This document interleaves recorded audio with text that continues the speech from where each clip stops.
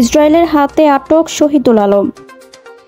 24 ঘন্টার ব্যবধানে আবারও বাড়ল স্বর্ণের দাম। নোবেল পাচ্ছেন না ট্রাম্প। ফুটবলকে বিদায় জানানোর ঘোষণা আলবার। আসসালামু আলাইকুম।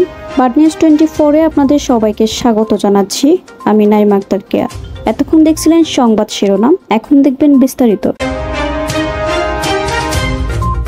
ইসরায়েলের হাতে আটক হয়েছেন বাংলাদেশের মানবাধিকার কর্মী শহীদুল আলম। বুধবার তাকে আটক করা হয়। টাইমস অফ ইসরায়েল জানিয়েছে, ওই নৌবহরে জাহাজ এবং যাত্রীদের আটক করে ইসরায়েলি বন্দরে নিয়ে যাওয়া হয়েছে।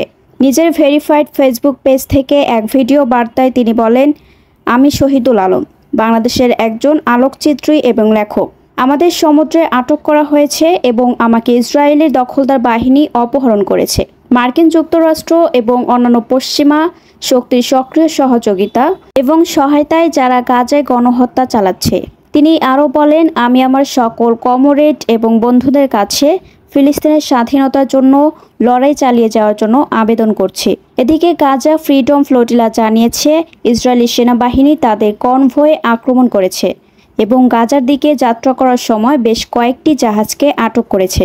বার্তা সংস্থা রয়টার্স জানিয়েছে, ইসরায়েলি সেনাবাহিনী গাজায় যাওয়ার পথে আরও 2টি জাহাজে উঠে পড়েছে ইসরায়েলি বাহিনী। গাজামুখী সমুদ্র ফ্লোটিলার 40টির বেশি জাহাজ এবং এর যাত্রীদের আটক করে ইসরায়েল। তার কয়েকদিনের মাথায় নতুন নৌবহর ফ্রিডম ফ্লোটিলাও আটকে দিল দখলদার বাহিনী। প্রসঙ্গত, ফ্রিডম ফ্লোটিলা নামের এই নৌবহরে বাংলাদেশি আলোকচিত্রী শহীদুল আলমও ছিলেন। তাকে বহনকারী নৌযানের নাম ছিল কনসেন্স। দেশের বাজারে 24 ঘন্টার ব্যবধানে আবারও বাড়ানো হয়েছে স্বর্ণের দাম। এবার নতুন করে প্রতি ভরিতে ভালো মানের সোনা 22 ক্যারেট দাম বেড়েছে 1469 টাকা। এখন থেকে দেশের বাজারে প্রতি ভরি 22 ক্যারেটের সোনা বিক্রি হবে 2,02,195 টাকায়। মঙ্গলবার রাতে বাংলাদেশ জুয়েলার্স অ্যাসোসিয়েশন বাজুস এক সংবাদ বিজ্ঞপ্তিতে স্বর্ণের এ দাম বৃদ্ধির তথ্য জানায়। এতে বলা হয়, স্থানীয় বাজারে তেজাবি পিওর গোল্ড সোনার মূল্য বৃদ্ধি পেয়েছে। সে কারণে সোনার দাম সমন্বয়ের সিদ্ধান্ত নিয়েছে বাজুস। নতুন মূল্য অনুযায়ী 21 ক্যারেটের 1 ভরি সোনার দাম বেড়ে 1,93,004 টাকা নির্ধারণ করা হয়েছে। এছাড়া 18 ক্যারেটের 1 ভরি সোনার দাম 1,65,431 টাকা নির্ধারণ করা হয়েছে।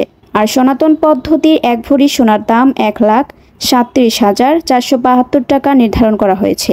অপরিবর্তিত আছে রূপার দাম। চলতি বছরের নোবেল শান্তি পুরস্কার বিজয়ীর নাম আগামী শুক্রবার ঘোষণা করা হবে।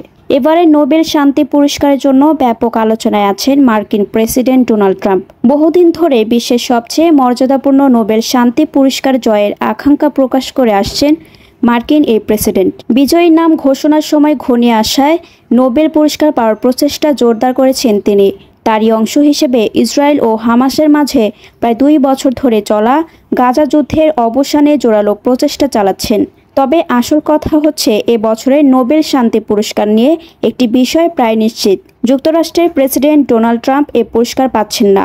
তা তিনি যতই প্রত্যাশা করুন না কেন। ট্রাম্প একাধিকবার দাবি করেছেন তিনি 8টি সংঘাতের সমাধান করে নোবেল শান্তি পুরস্কার পাওয়ার যোগ্য হয়েছেন। কিন্তু বিশেষজ্ঞরা মনে করেন তাকে কমিটি বেছে নেবে না, অন্তত এ বছরের জন্য।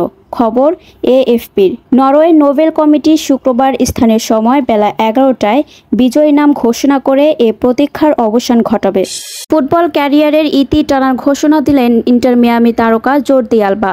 মিয়ামির জার্সিতে চলতি মৌসুম শেষেই বুট জোড়া তুলে রাখার সিদ্ধান্ত নিয়েছেন স্পেন ও বার্সেলোনার সাবেক লেফট ব্যাক। মঙ্গলবার এক ইনস্টাগ্রাম পোস্টে এই সিদ্ধান্তের কথা জানিয়েছেন তিনি। ইনস্টাগ্রাম পোস্টে 36 বছর বয়সী আলবা বলেন, আমাদের জীবনের খুবই অর্থবহ একটি অধ্যায়ের সমাপ্তি টানার সময় এসেছে। এই মৌসুম শেষে আমি নিজের পেশাদার ফুটবল ক্যারিয়ারের সমাপ্তি টানার সিদ্ধান্ত নিয়েছি।